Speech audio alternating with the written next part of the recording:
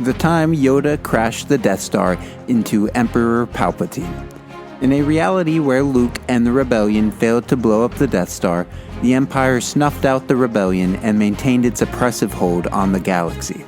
Luke, Han, Yoda, R2, and Chewie all ventured to Coruscant in an attempt to rescue Princess Leia. They casually boarded the Death Star where Yoda, as persuasive as he is, convinced Tarkin to give him some demonstrations, and they then used the Death Star to blow up the Empire's fleet. After he had had his fun, Yoda crashed the Death Star into Coruscant, crushing Palpatine and most of his goons.